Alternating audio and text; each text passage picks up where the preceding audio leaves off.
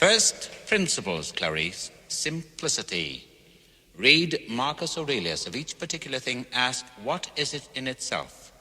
What is its nature? What does he do, this man you seek? He kills women. No, that is incidental.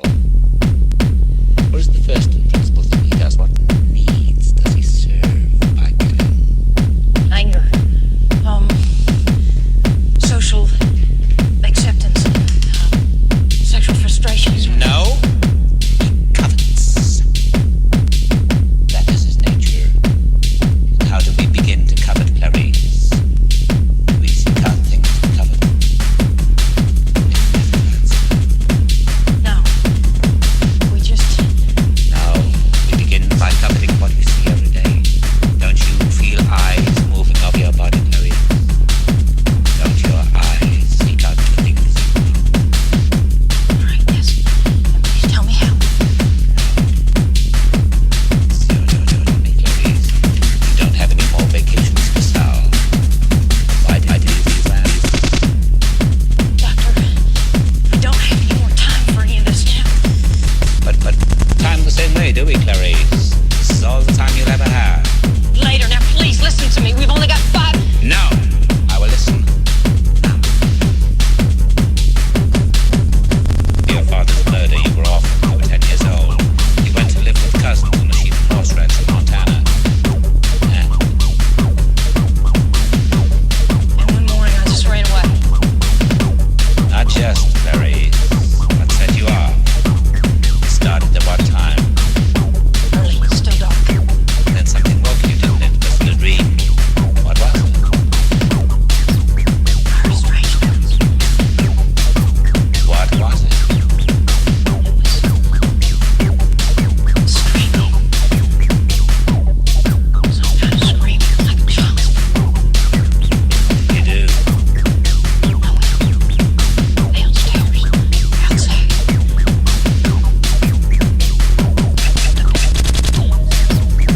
I was so scared to the inside of my head. What did you see, Clarice? What did you see? Lamb. They were screaming. You were slaughtering these spring lambs, They were screaming. and you ran away? No. First I tried to free them. I opened the gate to their pen, but they wouldn't run. They just stood there, confused. They wouldn't run. But you could, and you did, didn't you? Yes. I took one lamb and I ran away as fast as I could. Where were you going, Clarice? I don't know. I didn't have any food, any water, and it was very cold. Very cold. I thought if I could save just one, but he was so heavy. So heavy.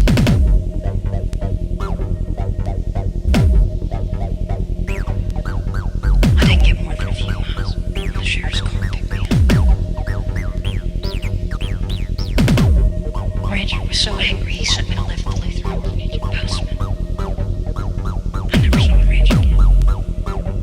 What became of your lamb, Clarice? He killed him. You still wake up sometimes, don't you? You wake up in the dark. You hear the screaming of the lamb. Yes. And you think if you saved poor Catherine, you could make them stop, don't you? You think if Catherine lives, you won't wake up in the dark ever again to that awful screaming of the lamb. I don't know. I don't know. Thank you, Clarice. Tell me his name, Doctor.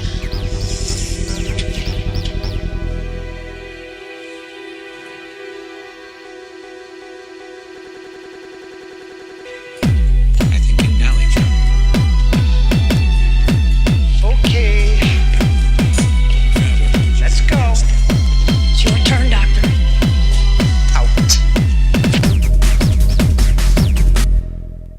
Anyway. Welcome to a Let's Talk with Pierrot the Acid Clown. I am Pierrot the Acid Clown, and this is a Let's Talk. So, yeah. Oh, there's a hum somewhere. Not that I'm shocked there's a hum somewhere. Let me just see if I can do something about that. Let's try that. Okay, anyway, yeah, welcome to a Let's Talk. It's all about my kit. So if you've ever wanted to ask me anything or wondered how I do shit, now is the time to step forward, as it were. So, yeah, I guess we should start with what I use, unless we've had any questions in there. Paydam Tech says he calls his gear the beast that takes frequent naps. Unfortunately, mine is called the beast that never sleeps, and this is like half an incarnation of what incarnation 20 should be. Ah, there we go. That's better. Ish. Wonder what is causing it. Oh well, I'm sure we'll find out as we go along. Course of the evening. Hums and stuff, yeah, systems and shit. Okay, the lion sleeps tonight. Yeah, I call my system the beast that never sleeps, and this is I'm calling this one the basic beast. Because this is what I'm going to take out if I'm going out or to like LA or something, which is where I would be going next, in the next couple of weeks, but it's not happening. So we're here talking about my kit. So yeah, I guess we should start with what I use. EMX1 Groovebox drum machine synth. This is a sampler. This is the MX1 and is a mixer. This is the Roland 707 and it is a groove box, and they essentially make up the heart of my system, like the most of what goes on. Andy Greenwood in the place, Becky DJ Jones in the place. Warren, basic. It is basic. It's very, like compared to what I would like to be taken out. There should be 2 more of these and another drum machine and something else by Behringer and some effects units and. But anyway, this is the basic beast. So yeah, for this year, this is what I'm concentrating on. So yeah, the EMX1 is the heart, is the brain rather of my setup. She handles all the MIDI and the drums. She's MIDI'd up at the moment to the System 1M, the K2, and the what's that? That's the TB3. Would you like a demonstration of this?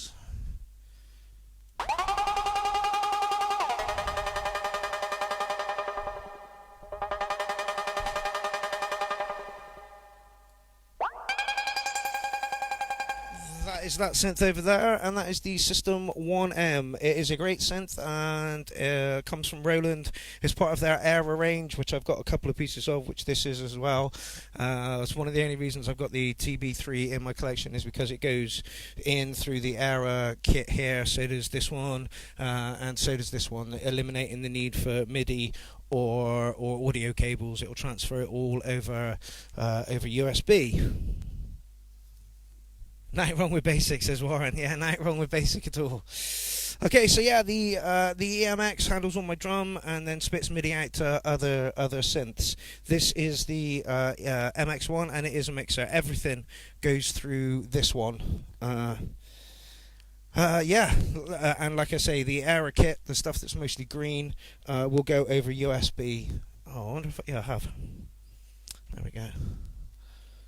And this is the heart of any studio, is a mixer.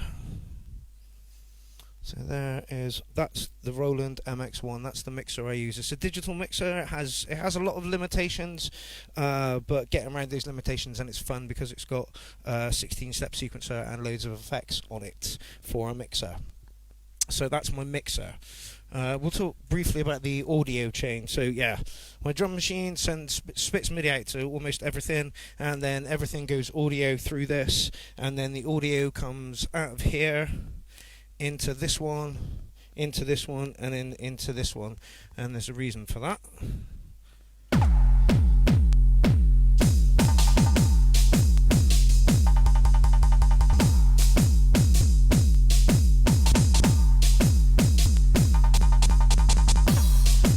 So the Chaos pads, if I turn that down a bit, yeah, I have. So the Chaos pads run straight out of the MX1 into each of them, so that I can do this. And then each one affects from there on in. So I've got the scratch on here at the moment. A beat repeat that's a third of the BPM of the rest of everything that's going on, and then one that is on the BPM.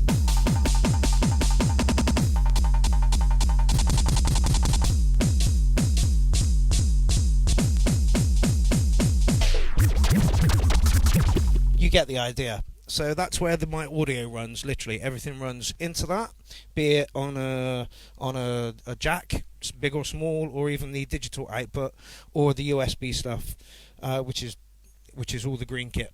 So I guess that's audio. Any questions come up? Just a lot of hellos, a lot of people in the building, 40 people in the building. Love the hi-fi big t-shirt, says John. No problem. Right, okay, so no questions have come up yet. Is a set fixed or do you improvise? What a good question. Oh, Warren's put another question up there as well. Is the set fixed or do you improvise? No, it's mostly improvisation. So I've got like an 8-bar loop.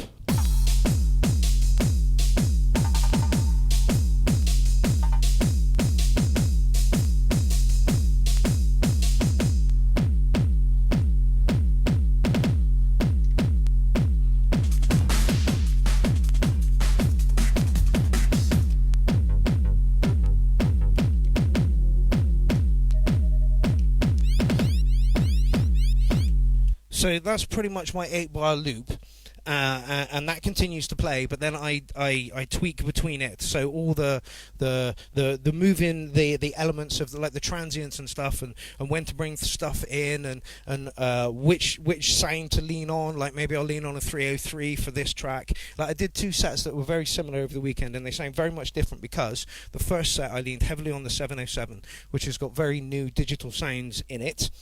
And then the other set that I did, I leaned heavily on the 303s. So essentially they were the same set, excuse me, but they had different elements to them.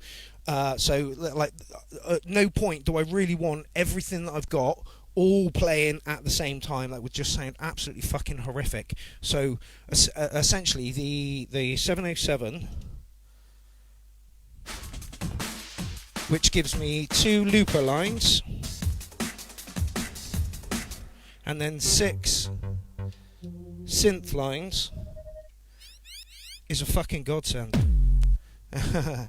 Warren said, "Are all the chaos pads synced with MIDI?" No, Warren, not all of the chaos pads are synced. I hope I answered that question. If I missed anything, please let me know.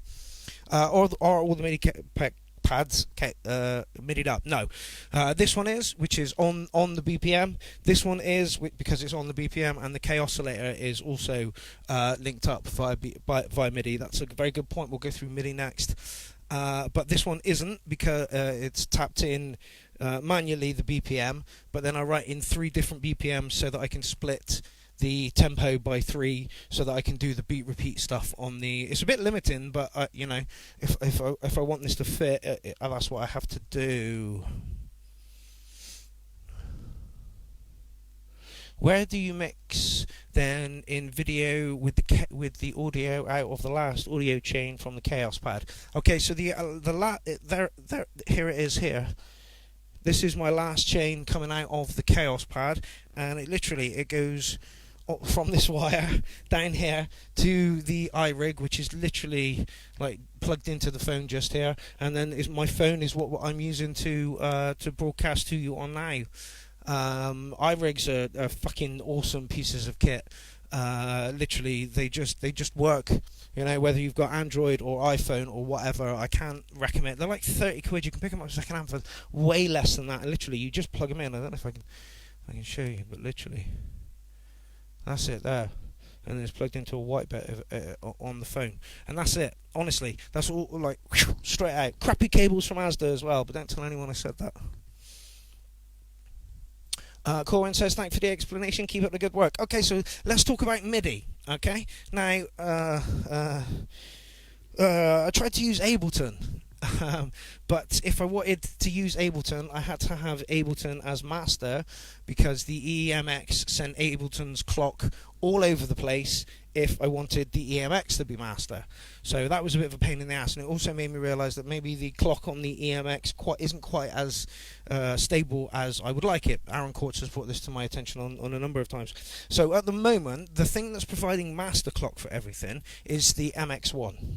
That's master. That's the heart. As soon as you press this blinking button here, it says heart beating. Boom, boom, boom. Off she goes.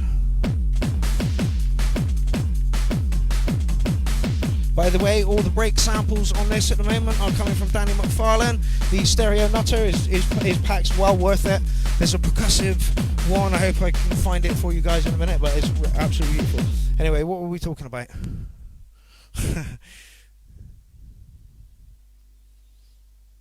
Oh, MIDI. That's right. Yeah. Okay. So this is the heart. This is the heart. This one provides clock to everything.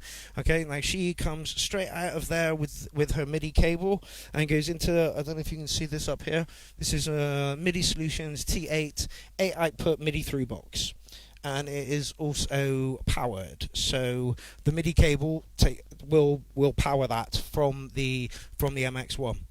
And then she sends MIDI to pretty much everything else. Anything that the EMX then sequences after that comes from the EMX. So we go out in. Okay. Let's come back a little bit more. We go out from the MX1 into the MIDI Solutions, back into the EMX to provide MIDI clock, and that's it. And then we come out of the MIDI out on the EMX one and into another very small little MIDI box. I don't know if you can see it.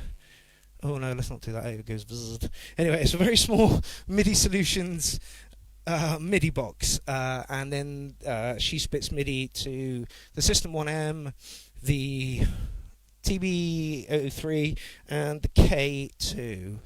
Let's just.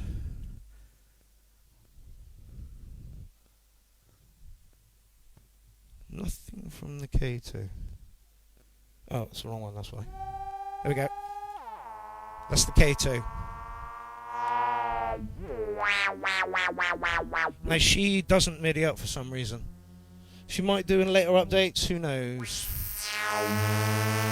But that's analog power from Behringer. Thank you, Behringer. Woo, listen!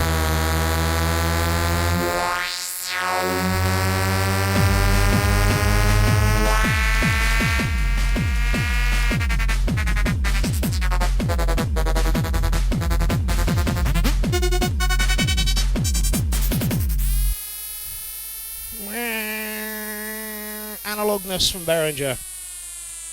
That synth should cost you 1,000 some odd pound, but Behringer do it to you for 300.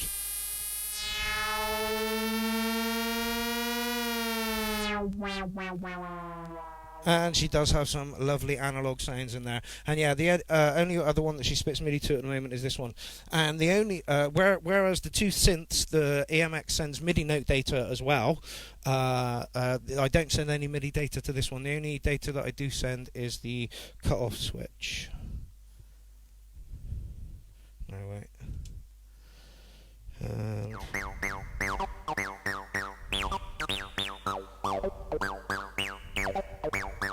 And I can automate it from the EMX, so it does it on its own. I'll turn it off.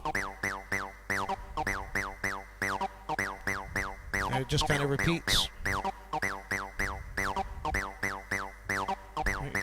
This is called motion sequence. I've been informed recently that you can have 24 motion sequence per part. There we go, I've corrected a mistake from a previous video. So yeah, that's the only stuff that I send from this one is...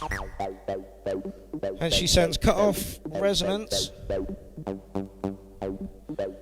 And it's envelope and filter, I think.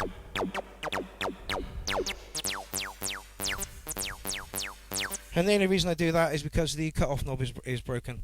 I guess after like nearly a year of gigging it out, she didn't take it too well, and her knob crumbled. Oh well, never mind.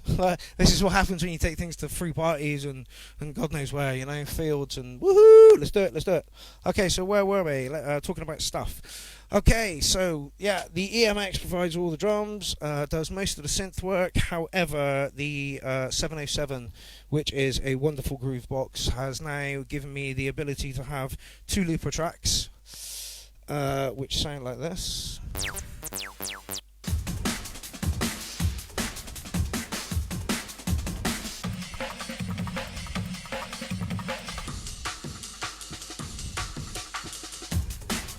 Aha!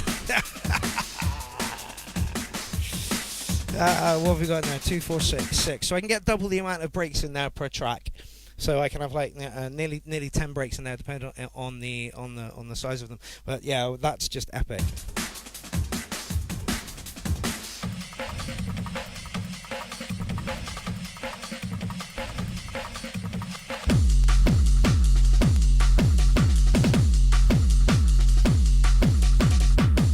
Yeah, man. There are some things I really hate about the 707, but there are some things that you know, that I've just showed you that make it, you know, a must-have for what I do. Anyway, if you want to know more information on that, check out my talk on Grooveboxes. Jungle is massive, says Alan Crawford. Yeah, like I say, they came from Stereo Nutters Jungle Pack. Definitely worth a look for his Jungle Pack. So yeah, and yeah, not only does the 707 do that, but she also has 6 synth lines behind her. And I'm only just starting to get to grips with her. But her synth engine is really, really nice. Like, she's different to the K2. Yeah.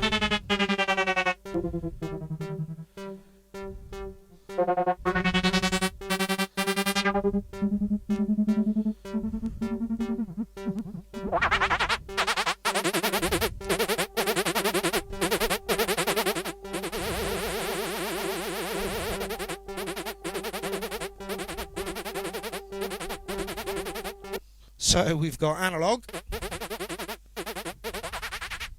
versus digital. There are a lot of purists in the house who only go analog, and there are a lot of purists in the house who only go digital. And as far as I'm concerned, you need like a balance of the two to really get things going. Anyway, serious sample, says Roy. Yes, indeed. So what else have we got in my kit? We have a sampler, which is the Roland SP555. I bought this many moons ago, like I did with this one nearly 18 years ago, and she stuck with me the entire time simply because she handles long samples massively well. You can get nearly 11 hours of sample time on it, which is bonkers. 11 hours of sample time on a 2 gig card. However, if you pitch samples up in her, she leaves a wobble over it, and for me that kind of spoils things. I mean, if that's your thing, then that's cool. Then yeah, you know. But like if you like that lo-fi, it sounds like someone's put an LFO over it or something. I wish I could show you, but I haven't got any samples that I've done that with, simply because she now handles just all my vocals. And like I say, the 707 does all my breakbeaty kind of stuff. Oh, we should. Yeah, well, in a minute. Anyway. Good evening, Clarice. Did Jack Crawford send you for one last wheedle before you're both booted off the case? And I've literally just found a new delay on this one. Let's see if I can get it to work, which was the sample. First principles, Clarice. Simplicity. Read Marcus Aurelius. Of each particular thing, ask, what is it in itself? What is its nature? What does he do?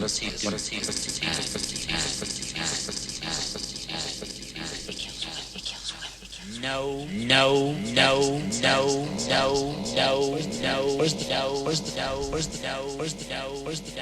Loving that delay at the moment. Yeah, so that's what the sampler is used for, and I've got various long sort of samples on there. I shit on all you. Fuck you. Have some South Park. Stupid bitch. What a lovely charity event. I suppose you're all feeling pretty good about yourselves. What have you done? You've raised $300 by spending $500,000 on filet mignon and crystal glasses.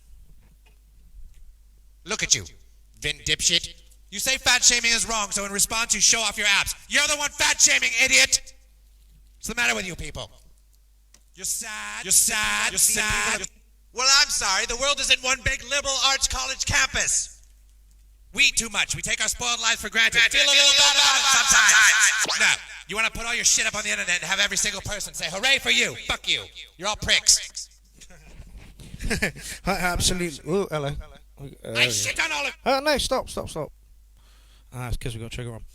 Okay, yeah, so, love that sample. Funny as hell. Don't think it's going to ever go in a tune, though. It just doesn't want to sit right in it. Anyway, so yeah, that's what I used the SP for, and you heard me halfway through that sample also do... I've got it running through a mini chaos pad, as I have other things, as we'll get through to that in a minute. Yeah, it runs through a mini chaos pad. It's a phase delay on this one. Hello. So let's try something else. Oh, that's applause. No. And you had to look that up?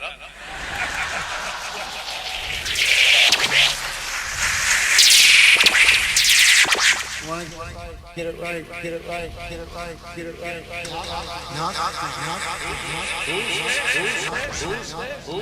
It's the police, ma'am. He's dead. No, you can't. So yeah, there's that. That's what I use that for. That's the SP555. That's my sampler. Sometimes I do hook it up to MIDI it up to this, and it triggers bits and pieces. But I prefer to hit them live. I know it's really hit or miss, and sometimes when I'm on stage and I'm hammering the sampler and I can barely hear the samples that are coming out, and I'm like, shit, I've missed the cue to come, like drop a beat or pull it back out or something. It's really, really frustrating. Anyway, nice samples there. Thank you very much.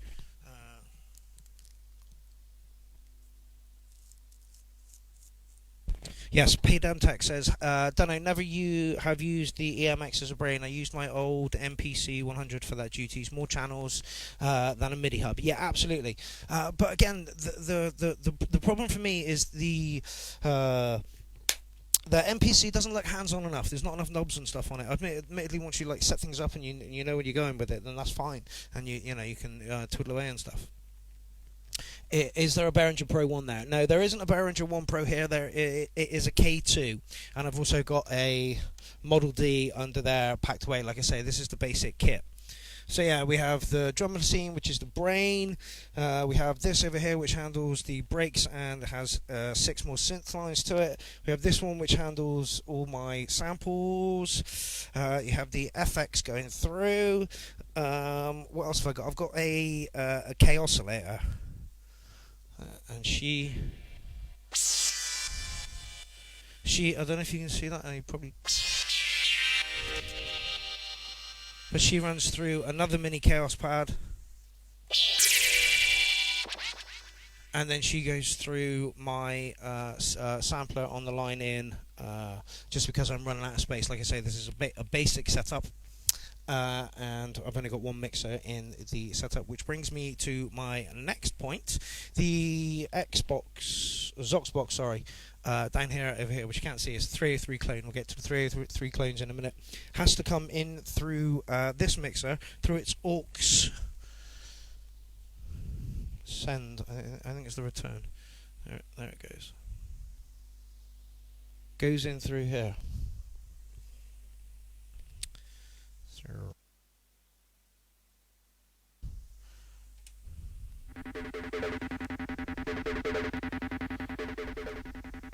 And that also goes through another mini chaos pad. It's providing some fuzz. And if I had more inputs, it would be split, but we'll get to splits in a minute. So yeah, this is, instead of on a channel here, don't pull that out. Instead of on a channel, it's on this turning knob, because we're putting it, this is a top tip. Aaron Courts taught me this top tip. Put it through your aux return, and then you can use, that one, as like a fader. Yeah. And I will demonstrate that right now. Oh, it's loud! There we go. Sorry to kill your eardrums. So yeah, that brings us nicely onto my 303s. I have 3 303s. This is what 303s sound like.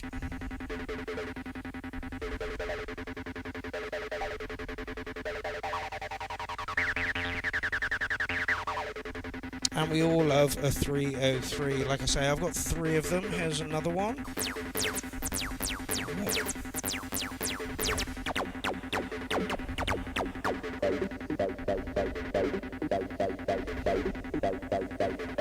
Okay, so that's the second 303. First one is the Zox box, which provides the very, very low.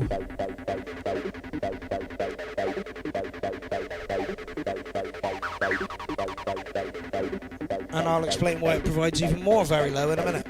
And then you've got the other one, which is coming in over here.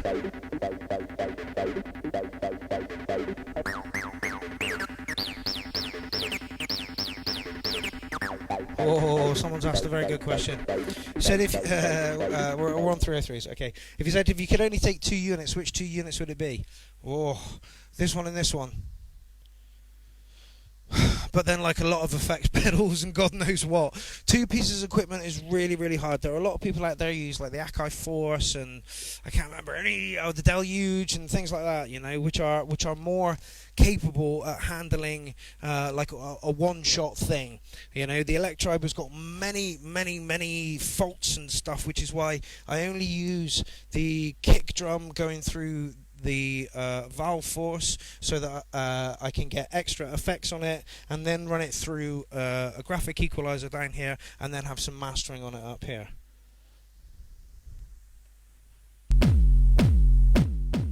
That's the mastering.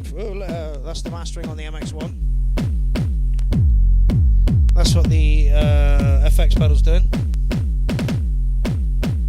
And then this is what the effects is doing on the actual Electribe itself. So yeah, like I say, the EMX1 has loads of faults, but what it offers you to be able to do live, it's very difficult on that thing.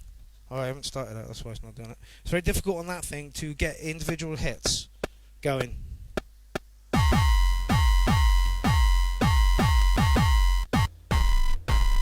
And changing it on there is hard. That's really, really bad. I'm going to go back to that. There we go. Yeah, so where were we? Hey man, drums always over on the EMX? Yeah, absolutely. Reason for that is, and Warren Dancing pointed this out as well when we were jamming together, you want your kicks coming from one place. If you've got them coming from too many different places, then shit gets weird. The only other, because now they're in one place, I can mute them all or affect them all or whatever. You know, the only other kick drums that I've got, as it were, are over here. What else? All right.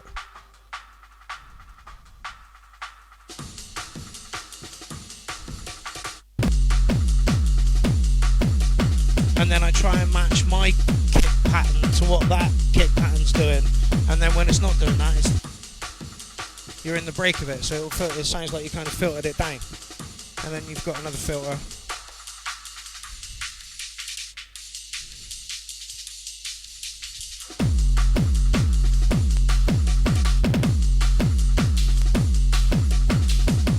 And then build up. So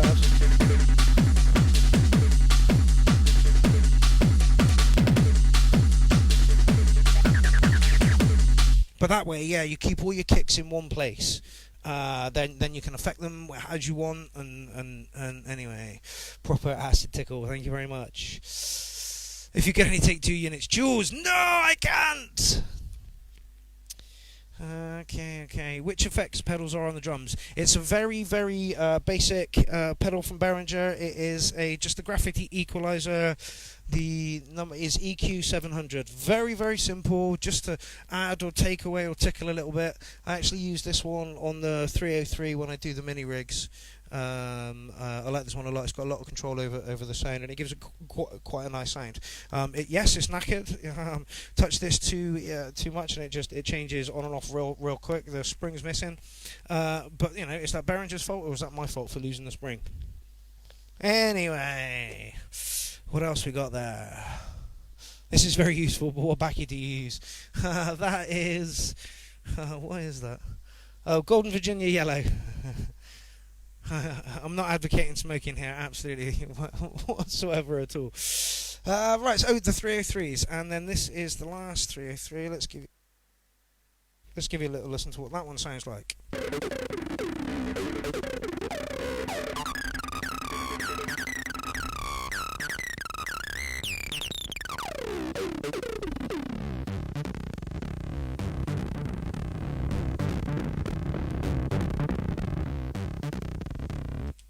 Right, so for those of you who don't know what a 303 is, a TB303, transistor baseline 303, was released back in the 80s, I believe, by Roland, and it looked very similar to this here, but it was supposed to replace a bassist in a band. It never did that whatsoever at all.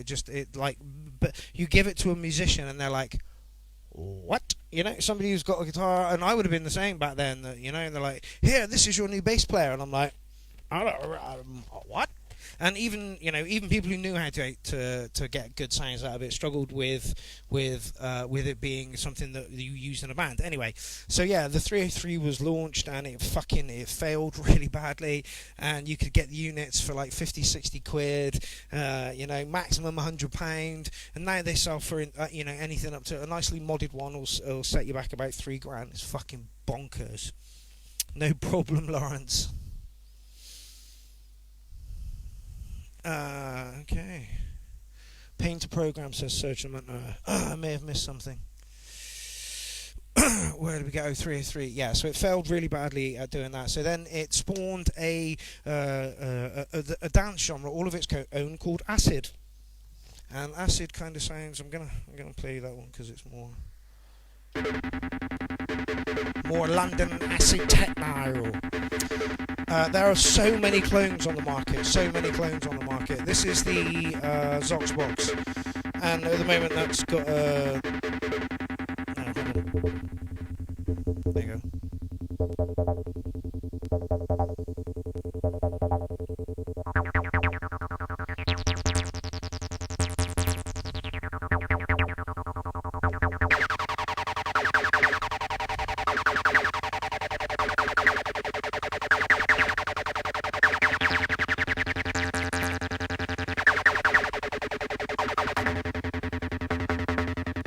So that is your 303, and that's what acid sounds like. And I usually put mine through a distortion pedal, and there's a reason for that.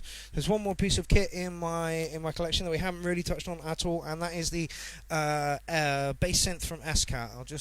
Let me. Oh, there we go. See the thing in the middle? With those big ass wooden cheeks? London Acid City, exactly. That is the SCAT bass synth, and she sounds like this. I'll give you a sound. Stop doing that. Wait. Okay, so octave up. Even further. And I imagine your sub is just giving it this right now. If it's coming across well at all. So yeah, this is the SCAT bass synth, and you tune it to whichever. This one is driving this via CV and gate at the back, and I tend to, because that's what my Zox box is sending. Yeah, so you hear her backing it up. Sometimes I put a slicer over it. Sometimes just let it go. But then when I turn this one up,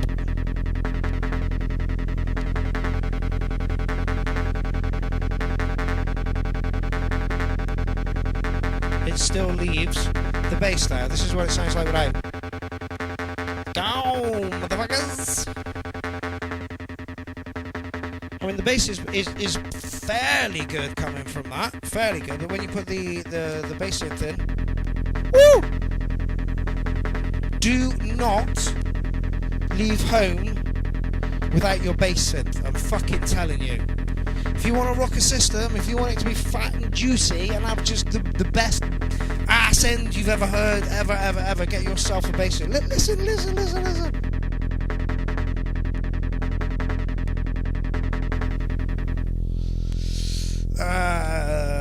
So what are we doing? Yeah, sometime. Let's just see if I can give you something else from it. Oh, the filter. I keep it quite low because I want a lot of that bass.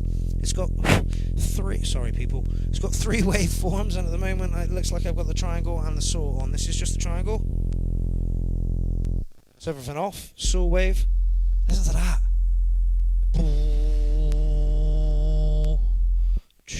Square, sine, just fucking incredible, right? So yeah.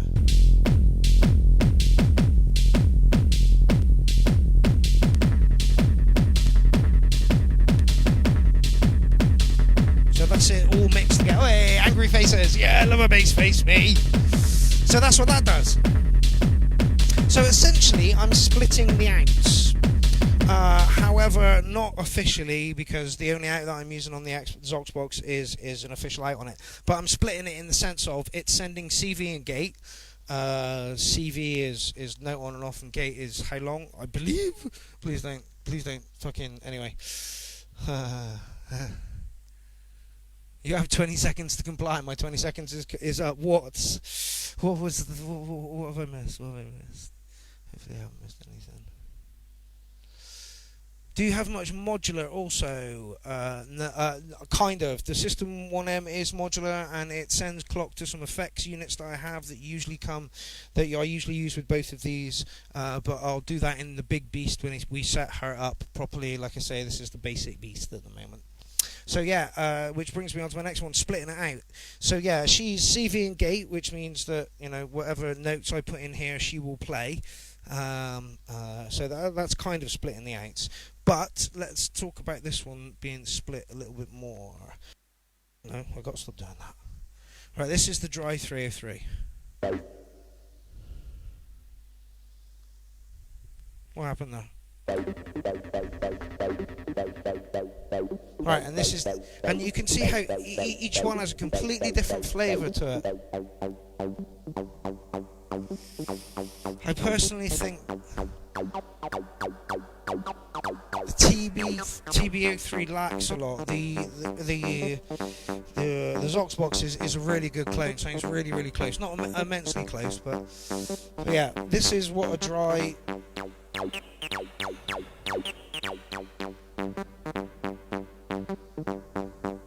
So then what I do is I've split the outs, and I've split the outs come in. I can't show you unfortunately because I'd have to dismantle it, but I've split the outs in the phones. There's a phones out, and there's also an output out.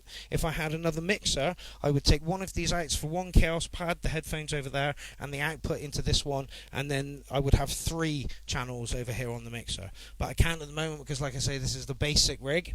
So yeah, at the moment I've only got 2 splits coming out of it. But what it does do is lets me do this. This is dry.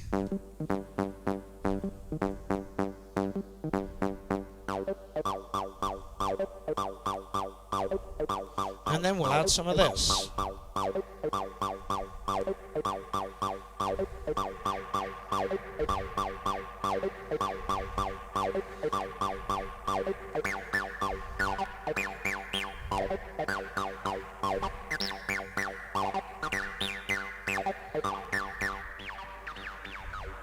Just a tiny touch of fuzz distortion.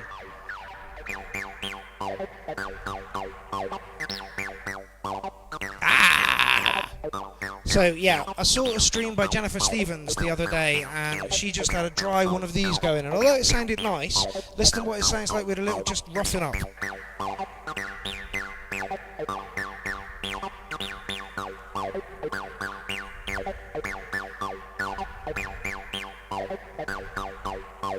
But it doesn't stop there. Like I say, this one gives you 3 outs. I don't think there's any more outs on it, but like I say, over the USB, so it's USB in here, and the other 2 are analog outs. But if you can get as much like this one here, it will give you, and I will unplug this. Maybe I will in a minute once we've gone through 3 of these. And you can split them. So like out of a headphone socket, where is it? Yeah, there we go. Out of a headphone socket, if you've got one of these cables, you can split your headphone socket into 2 monos. Banging. So I could technically split this one again. I don't particularly want to. Where's that distortion pedal gone? There we go. So You have this coming out of whatever box it is that you've got that's got a headphone socket that you're not using, and then you have one come into a distortion pedal, let's say, and then you have one going into, and then you have one going into a delay pedal, and then you can have them separately come out into your mixer. So you've then got, if you've got EQ control over your mixer as well, you've then got EQ control over the distortion, over the delay, and over the original sound. Looks like we've had some questions. Give me a minute. I'm just going to run through. Okay, so that is dry TB. Good, you know, but basic and naive. I use this word a lot on the URL at the moment. Naive. So then you rough it up a little. But it doesn't stop there. Let's have some delay.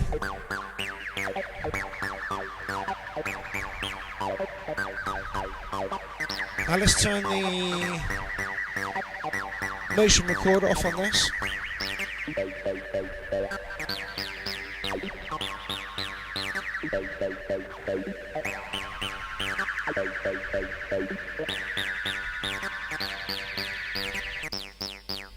So there's a dry TB. Oh, no, wrong one. Oh, wrong one again. Can you see how it just backs it up? Makes it sound more interesting. And that's the great thing about the mini chaos pads. You don't even have to turn them, you know?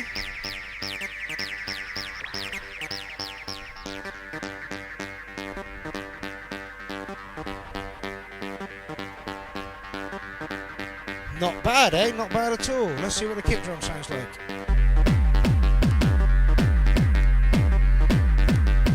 We're going to need a snare for reference.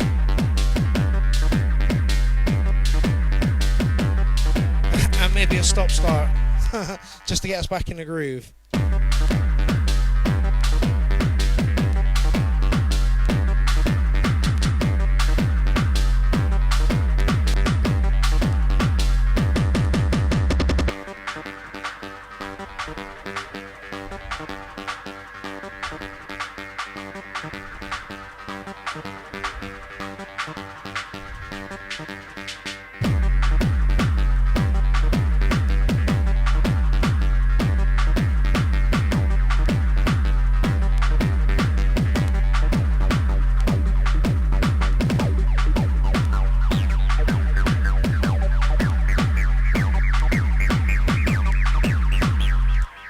Creating all that movement just with one distortion and one delay. It's a phaser delay and a fuzz distortion on the chaos pads. So yeah, and yeah, so yeah, I've got 3 of them. Like I say, I saw Jennifer Stevens do one with this, and it sounded very, very dry. It sounded great, but just sounded a little bit dry. There's an editor you can get for this, which is mahoosive, absolutely mahoosive. There's like 3 distortions on it, 6, 7 waveforms. It's bonkers. But Roland want you to make your patch on the computer and then download it to, and then put it over here, and it's like, that just sounds like I want control of the beast that I know is under this engine, and unfortunately it sounds a little like this. Wait. There we go. And I've got no effects on it at the moment because, like I say, it's only going in through one of the error ports over here. But it sounds okay, but it just sounds really naive and straightforward, you know? Right down the middle. Yeah, Mohammed, you're probably right. This is a set that I've not really looked at for a little while, and I haven't done that with this one yet to try and key it in with the kick drum. You are totally correct, though. Lawrence says, do more of these, I'll try. Alan Crawford, yes indeed. Well, anyway, there's your 3 303s, and this is what mine sound like together. I wouldn't be surprised if the Zox box is out of key or out of tune. It drops a lot, and I have to get a tuner for it, literally. Pain in the ass. I do it by ear, but it doesn't. So there's all 3 of mine.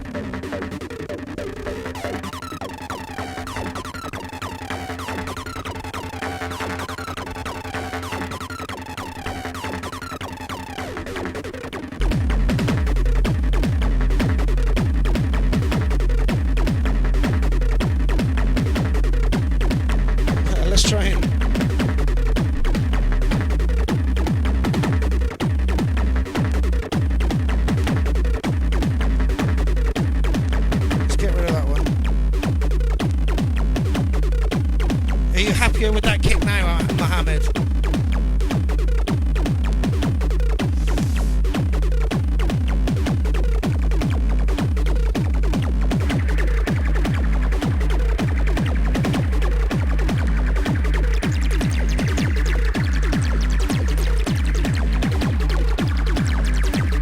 I think that kick sounds better to me.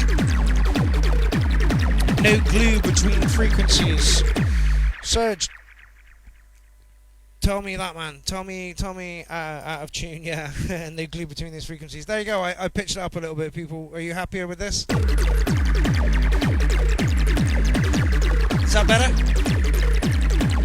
See, Serge is saying that digital TV3 is too good. This one here, honestly, Serge, really? Let's listen to it. It's too rough. Oh, thank you, Serge. Yeah, I haven't done that with this set yet. I intend to do that now that I've got the breaks in there and bits and pieces, and I've really tried to tighten my stuff up a little bit. Thank you very much. Oh yeah, it's definitely usable, Serge. 110%. But you get like, and they put the envelope mod on a touch. It's fucking horrible.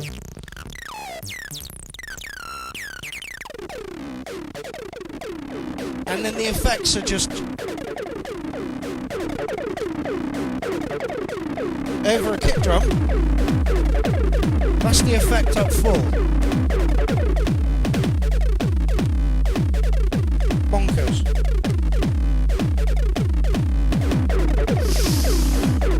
So you gotta keep reining the motherfucker in, honestly. And this is the one. I saw a video the other week of somebody who did a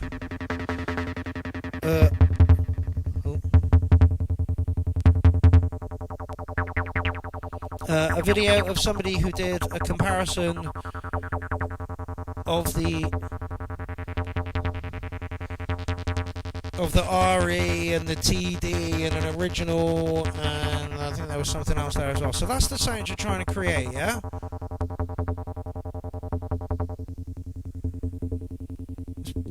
Saw mode.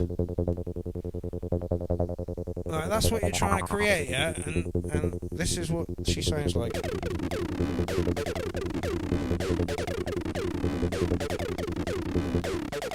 Just that one. And that one. Now that one. Now, that comes down to each synth in its place. Mohammed said, Hard Floor used the shite out of the distortion pedal in their 303s. Yes, they did, absolutely. Where was I going with what I was... Oh, Alan Crawford said something about the scatter. Yes, the scatter is much, much, much better. The scatters on my pads are very random because they're me doing it. So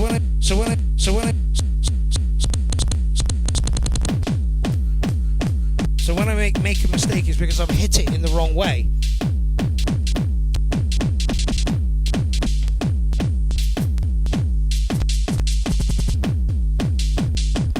However,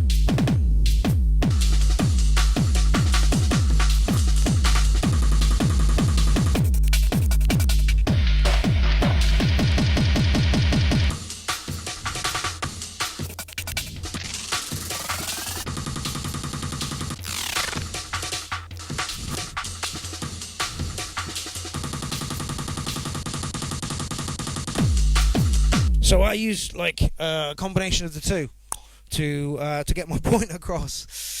Amen, brothers. Absolutely. Kick is awesome. Thank you very much, Serge. I've literally just saved it. So so that's patch 1 of a new set that is there. Anyway, so yeah. Whilst the synths. Okay, usually I would have more synths in my collection, in my setup. Like I say, we've got the 303s, we've got the bass synth, and we've got the K oscillator, which provides fill-in kind of noises. I don't use it too much because on stage I kind of tend to shit myself and then forget it's there, which is a real shame because it does add to it. But anyway, the synths. Here, the System 1M and the K2. The System 1M sounds like a digital dream.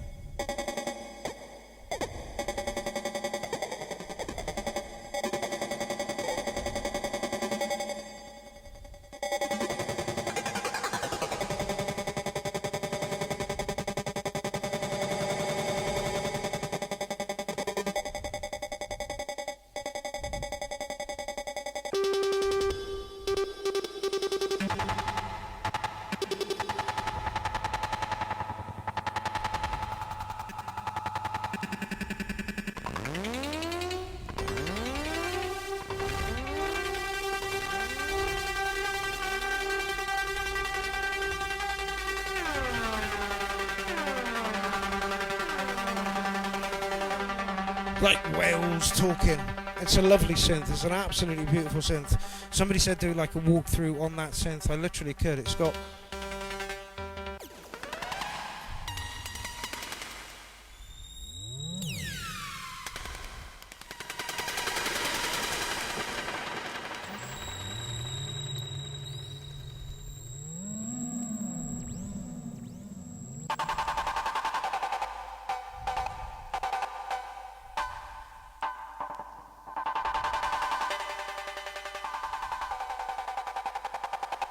Anyway, that's the System 1M. If we had any more questions. Mohammed said, yeah, man, Breaks and Acid is such a good combo always. It actually really, really is. I've been listening to acid techno for a long, long time, and don't get me wrong, I absolutely love acid techno, but it kind of feels like, like drum and bass did this as well. Well, there's a formula for the tracks that need to be released, and that, they have to have this happen here and that happen there, and then, whereas for me, it's kind of, hey, Amy Buffum, how's it going? Whereas for me, it's more about seeing how badly or well, I can keep it together when shit goes wrong. That's for me, because I come from a band background. I used to play guitar. I used to play bass. Then I played guitar, and then I moved on to be a DJ, and then I moved up to. Why was that relevant? Pass. If somebody can remember, please let me know. So yeah, that brings us on nicely to the K2, which is here.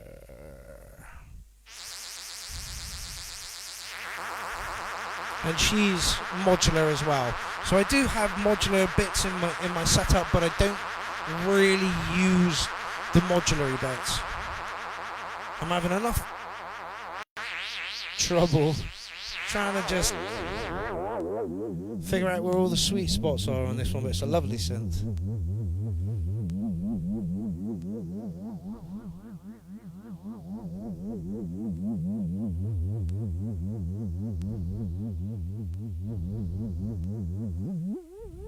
But like I say, she won't CC up.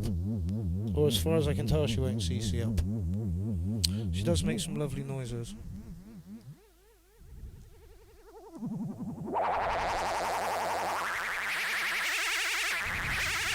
And then with the mixer, like I say, she has extra effects on her, so let's just show you that.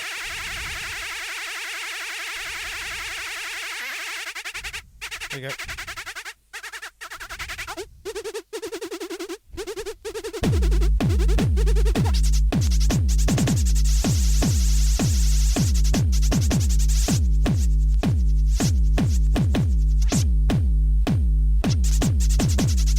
There are various filters on that one,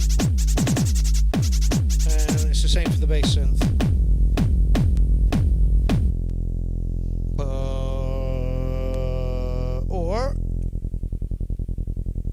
And then I can change that up here as well.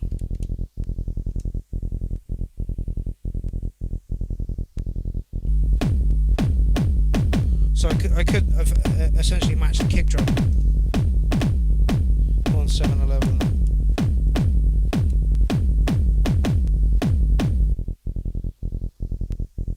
Just so that it gives it some space under there. But I usually do it just straight. And then, like I say, she backs up. What's going on the...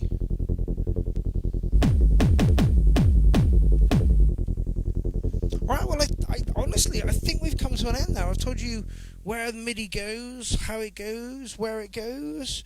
I guess we've done everything. Just got a new Korg NTS1 today. Not too sure what that one is. Hi, Mars the Wolf. How's it going? Okay, so yeah, I think we're at the end. We've done an hour. I've told you where, how, I've told you to split. If you can split things, make sure you can split things, because this is what they sound like dry.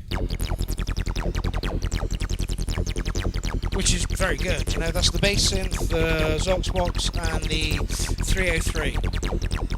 Now let's TB3. Now let's stick. Come down on the distortion a bit.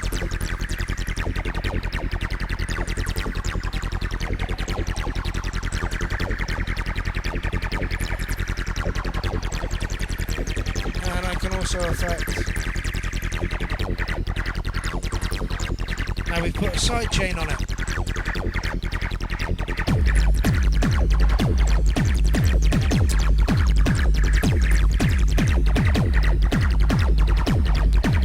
And also on the MX1,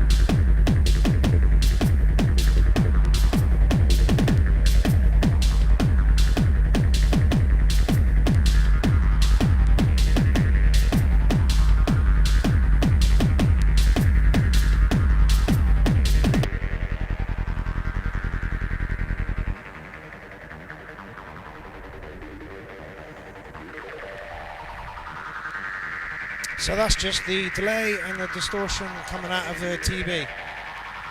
Yeah, it's a different sound, and the original sound is still there, but it's right underneath.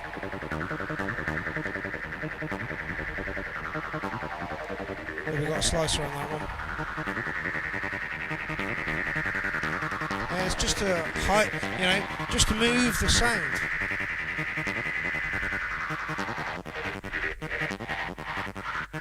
This is why I love the Era kit. At a touch of a button, I can have effects come on that will instantly change the groove of what I'm doing.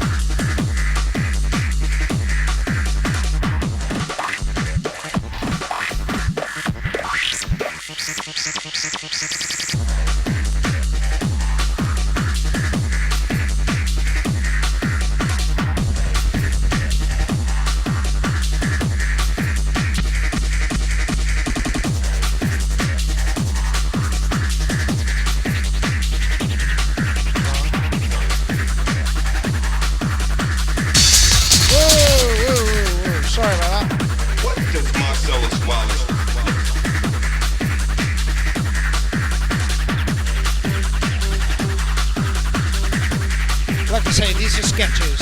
This is my next set. So.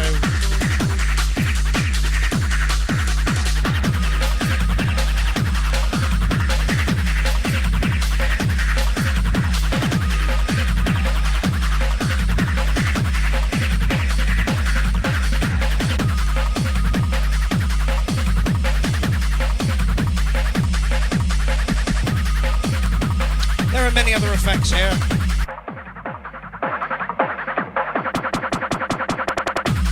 Again, once I'm brave enough with a set and I'm that comfortable enough, you're going to hear lots of different effects coming off of the Chaos Pads. There's loads there.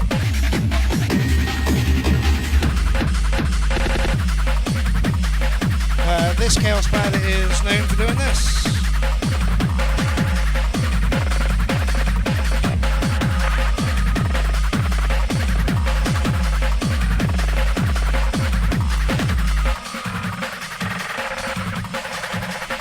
One, two, 1, 2, 1, 1, 1.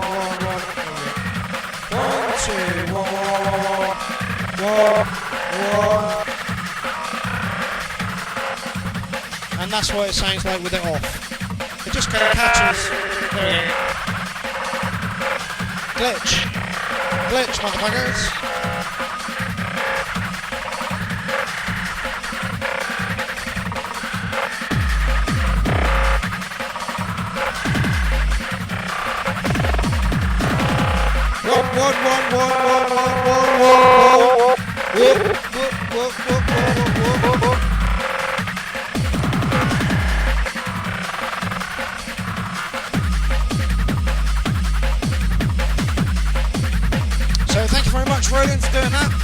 for releasing stuff that will give me instant answer on. I press this, it changes it so radically that it means we can be in a completely different groove. Thank you, Roland. Thank you very much. That noise is going.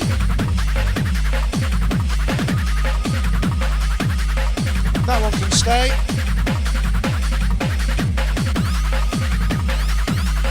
Yeah, we'll keep that one as well. Missed my cue. Let's take it to the next one.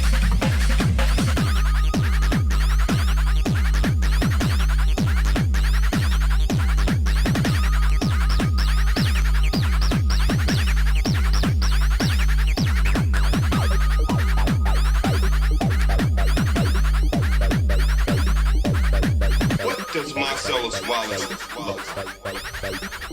What country you from? What ain't no country I ever heard of? They speak English and what? What?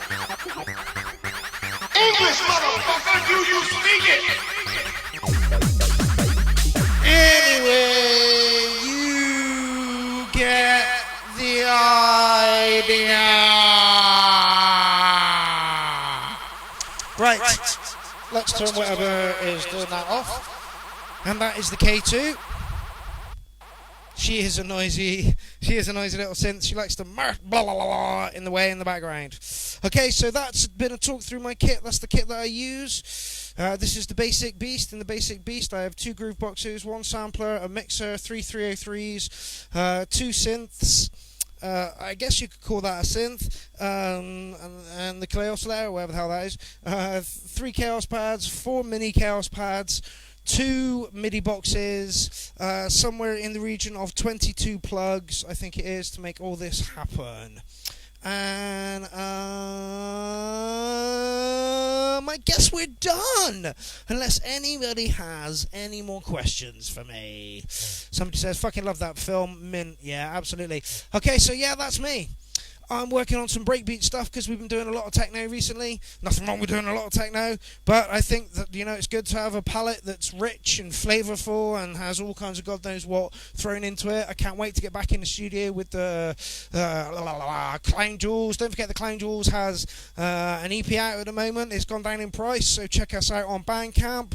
Also, my album is out on Boomtick Records, so please check that out.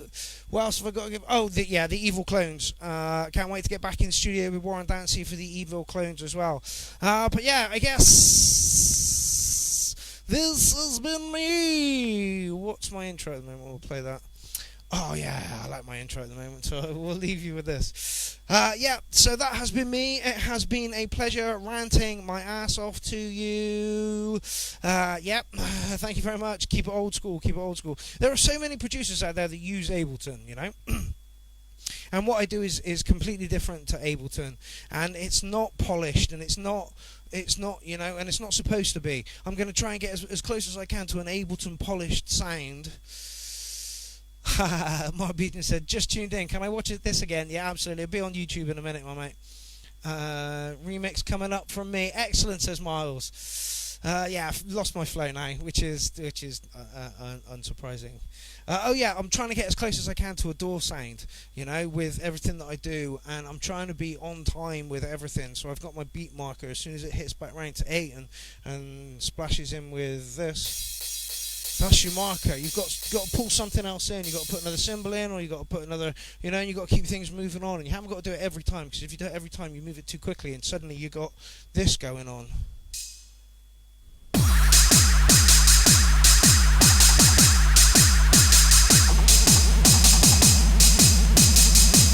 mean, fucking everything's, and then it doesn't really sound much like music anymore. And then it sounds even worse.